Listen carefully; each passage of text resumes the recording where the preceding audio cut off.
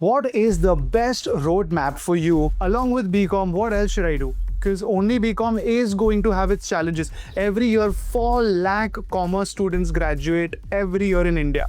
So how do you stand out? You need to have some kind of professional qualification. ACCA is killing it in the market.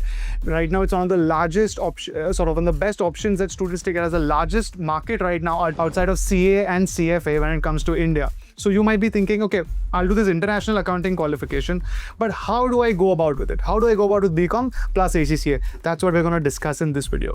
If it's the first time you're visiting our channel, then please do subscribe. And if you find value in this video, give us a thumbs up. Okay, now I can really share this with you because this is what I had done. As soon as you're done with grade 12, right? First, let's get BCom out of the way, right? BCom, BBA, anything in the field of commerce. So my hierarchy is always choose the best college you can get basis your 12th marks. Don't worry about BCom, BBA, BMS, etc. That's second. It's the college is more important. A BCom in a very good college is better than a BBA or a BMS in an okay college. So choose a good college with BCom. Hopefully go to a college where the college understands that the students want to pursue something along with BCom, so attendance or any heavy projects is really not part of your 3 years in BCom. So once you do that and you're secure in a good college, now let's focus on ACCA. How do you go about with it? ACCA has a total of 13 exams, 1-3. The knowledge level, which is the first level, has 4 papers. Think about completing these 4 papers in year 1. Now, these 4 papers are very good because it gives you a base. They cover the basics of accounting, financial accounting, management accounting, how business and technology have accounting and finance in it, and it covers law. Over and above that, these 4 exams are what we call on demand, which means you don't have an exact time when to give the exam. It's on your preparation. So you have more flexibility. So you say, okay, fine, I'm new in college.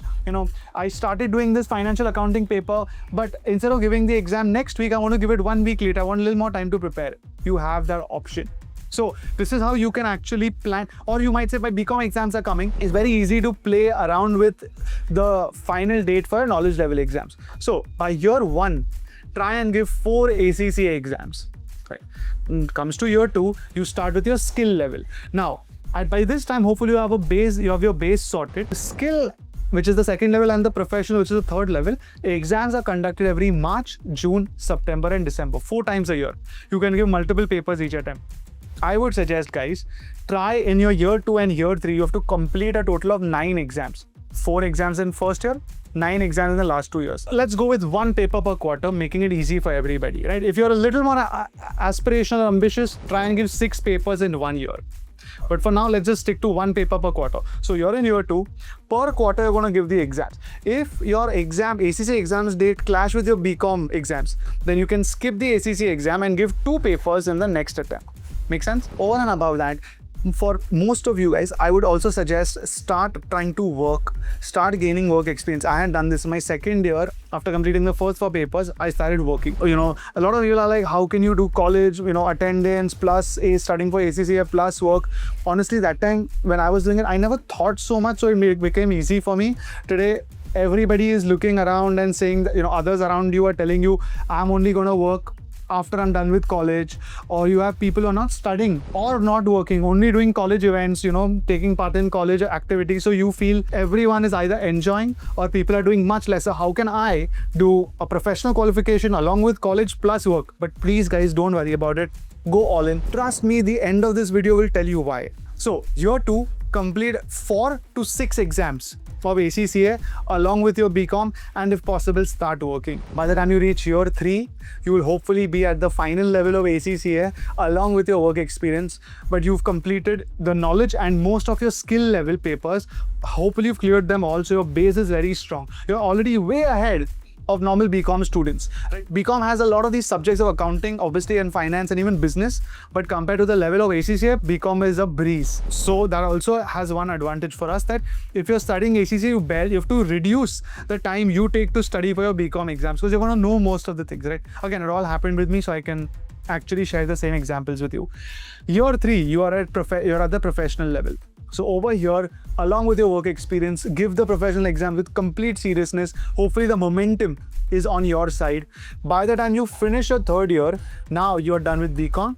hopefully all papers of ACCA, or maybe one paper, 2 papers are left, which is easy to complete, and you should have at least 1 to 2 years of work experience. Compared to a simple BCom student who's just chilled in college or participated a lot in college and gained good exposure with their college world, you have moved on to not only completing a global qualification, but also taken exposure in the real world, gone through the grind. Might be difficult, might be boring, might be tedious, but at the end of this, now when you come out, compared to everybody else, you have the highest credentials. Now when you go for an opportunity in the corporate world, the first package that you can get is going to be at least 2x to that of a BCom student. I remember when I graduated with this, the first job I got was in PwC in the Department of Transfer Pricing, which falls under international tax. That time, this is 2014, my salary was 7 lakh rupees. A simple BCom friend of mine, and for that matter, everybody in my batch, the highest they were getting were between 3 to 4 lakhs, highest between 3 to 4 lakhs. Right? So, and by the way, there was nobody who had completed CA, CFA, because all these qualifications take longer. So because of ACCA, I got the ability to come out of college. I was literally done with my academics for life. I could study more if I wanted, MBA, CFA, whatever. But my graduation and a very high reputed qualification all done with my college. So I would recommend all of you guys to follow this roadmap. It might seem difficult. You might have to take permission from college for attendance, etc. But at the end of this, what you then do at the age of 21, 22 onwards, right, you are free from any pressure of still studying more, free from constantly competing with people who are exactly equal to you, and lakhs of them with just a BCom, with just these basic certifications. Qualifications like ACCA also teach us today, they inculcate AI in their curriculum. They're teaching us how to deal with the corporate world. They're teaching us how to be ethical. So I think by the time you come out of it, your knowledge base and your experience is way ahead of everybody else. If you'd like any other questions to be answered, then leave it in the comments. And of course, if you have any questions about this particular roadmap, you can always reach out to us and talk to one of our counselors. They'll be able to guide you as well. See you in the next video.